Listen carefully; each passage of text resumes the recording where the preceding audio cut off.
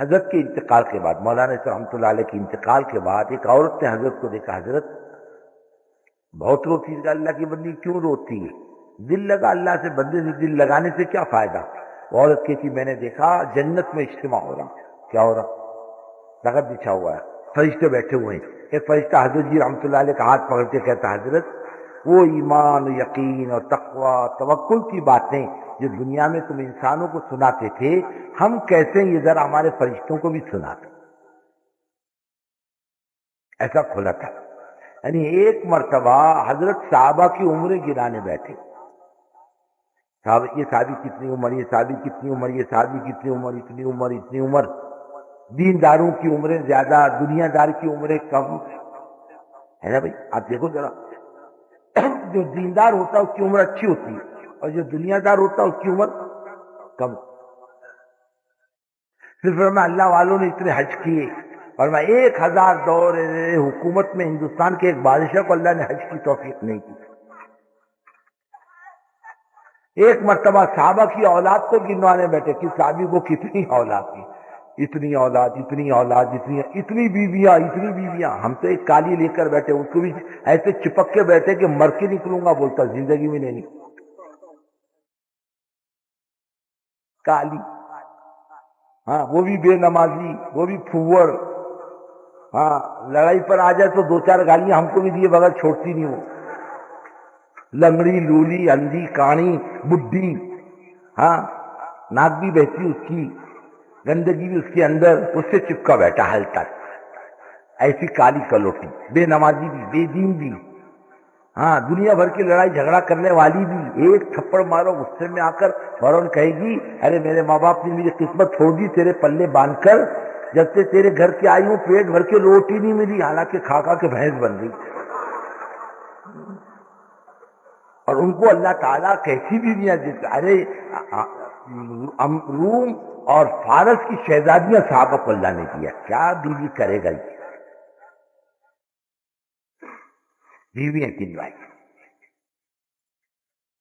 شہزادیاں صحابہ کے گھروں میں جھاڑواں دیتی تھی، جھاڑو، ان کے بچے جنتے تھے، ان کی روٹی پکاتی تھی، کہ گندے کپڑے دھوتی تھی،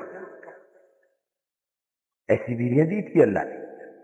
ایک ہے اس کا یہ حال ہے، گھر سے باہر نہیں نکلتا، عورتوں کی طرح موت آتی اس کی، عورتوں کی طرح مرتا ہے بستر پر، مردوں کی طرح مرنا نہیں آیا اس کو ابھی تک۔ بچے گنوائے صحابہ کی، بیویاں گنوائی صحابہ کی، عمریں گنوائی صحابہ کی، اور ایک مرتبہ صحابہ کے حج گنوائے۔ کسی نے کہا حضرت ایسے کیسے یاد رہتا آپ کو؟ فرمایا میرے کو یاد نہیں رہتا، میں جب بات کرنے کے لیے بیٹھتا ہوں تو اللہ میرے دل میں ڈالنا شروع کر دیتا ہے۔ ہاں اتنا دی اللہ تعالیٰ نے بات کی، امت میں جیسی طلب بڑھی اللہ نے حضرت کے دل کو کھولنا شروع کیا۔ آنے والا مجمع طلب لے کر آئے گا، اللہ کہنے والے کے سینے کو کھولے گا، اور آنے والا مجمع بے طلب ہوگا، بے فکر ہوگا، اللہ تعالیٰ کہنے والے کے دل کو یوں پھکڑے گا، اور پھر ذہن میں بات نہیں آتی۔ طلب لے کر بیٹھے، ہم یہاں آئے بات سننے، کام صحیح چلے، کام صحیح لے کے چلے، اپنے علاقوں میں اندھے بن کے نہ چلیں، ہاں مردار کی طرح نہ چلیں، جاندار کی طرح چلیں، اس کا جینا بھی دین کا کام، اس کا مرنا بھی دین کی زندگی بنے، یہ مزاج کے ساتھ۔ ایک مرتبہ حضرت امیر معاویہ رضی اللہ تعالیٰ عنہ فجر کی نماز کے لیے آئے تو حضور پاک صلی اللہ علیہ وسلم نے سلام پھیر دیا کہ اے اللہ میری جماعت سے، میری جماعت اللہ کی طرف سے آج تم کو جماعت کا ثواب بغیر جماعت کے ساتھ پڑھے ہم تم کو دینے کا وعدہ کرتے۔ دوسرے دن دیکھا کو اٹھا رہا، اٹھو اٹھو اٹھو، جماعت کا وقت ہو گیا، اٹھ جاؤ، نماز کا وقت ہو گیا۔ کون؟ بولے میں شیطان نماز کے لیے اٹھا رہا، بولے کل سلایا تھا تو تم کو ثواب مل گیا، آج تو پڑھ کے لے لو، چلو۔ ہاں بہت ہوشیار ہے تبلیغ میں، اول تو جانے نہیں دے گا، جب جائے گا تو ٹکنے نہیں دے گا، ٹک جائے گا تو لڑائی جھگڑے پر لگائے گا، اور یہ بہت کایا ہے۔ اس کا توڑ کیا؟ اے اللہ میں شیطان کے مکر و فریب سے واقف بھی، تو واقف، حفاظت کرنا کس کا کام ہے؟ اللہ تیرا کام۔ کم بخت کو آنے مت دے ہمارے پنڈال میں، مانگو گے نا بھائی؟ میں نے دیکھا بزرگوں صحیح بات ہے. ہمارا پرانا کیا سمجھتا ہے میرے لیے بات یوں تو نئے لوگ ہیں ان کے لیے، حالانکہ پرانوں کے لیے نئےوں سے زیادہ ضروری ہے. جو گڑبڑ کرتا نا اس کا علاج یہ کہ صحیح بات سنے. مستغنی ہم نہیں رہتے. قاضی صاحب عبدالوہاب صاحب اللہ ان کے درجات کو بلند فرمائے، یہ دیکھا کوئی بھی آدمی بات کرتا ہو بات سنتے تھے ان کی. عامی آدمی بات کرے یہ ذمہ دار بات کرے، سنتے تھے توجہ کے ساتھ. کیا معلوم کہ اللہ تعالیٰ کس کی زبان سے کیا بات نکالتے. امام احمد بن حنبل رحمۃ اللہ علیہ کو جب کوڑے لگ رہے تھے نا بادشاہ کی طرف سے، مار مار کوڑے کی مار، راستے پر عوام کے سامنے امام وقت ہے تو ایک چور کھڑا تھا. کہا امام صاحب میں نے 18,000 کوڑے کھائے ابھی تک. کتنے کھائے؟ 18,000 چوری کے لیے کھائے، لیکن میں نے چوری سے توبہ نہیں کی ابھی تک. اور امام صاحب چند کوڑوں پہ توبہ کر لو گے تو کل خدا کو کیا جواب دو گے؟ دین کے لیے کھا رہے ہو، برداشت کر لو. کہتے تھے امام صاحب زندگی بھر اللہ اس چور کو جزا خیر دے، اس نے میرے قدموں کو جما دیا، میرے قدم کو. کہ امام صاحب جب میں چوری کے لیے اتنے کوڑے کھا سکتا ہوں، تم اللہ کے دین کے لیے چوری کھا سکتے. دنیا مر رہی، دنیا کمانے کے بعد جان دے رہی، بھوکی مر رہی ہے، سردی گرمی برداشت کر رہی، عربستان میں جا کر سنڈاس صاف کر رہی ہے 2 پیسوں کے لیے.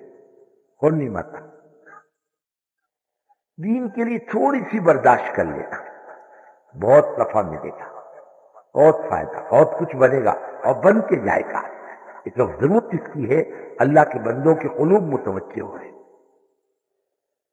علاقے کے علاقے اور قومیں کی قومیں، بستیوں کی بستیاں امنڈ امنڈ کر کے آ رہے. وہ لوگ بھی اللہ تعالیٰ قلوب کو متوجہ کر رہا جو کل تک اللہ کی بات سننے کے روادار نہیں تھے، تمہاری میری شکل دیکھنے کے روادار تھے. آج ماشاءاللہ جماعتیں بن رہی ہیں، قلوب متوجہ کر رہا. اللہ تعالیٰ کہاں جائے گا؟ حالات مجبور کرتے ہیں اللہ کی طرف آنے کے لیے. اور اللہ کے رسول صلی اللہ علیہ وسلم کا ارشاد، ایک دور آ چکا، ایک دور اور آئے گا.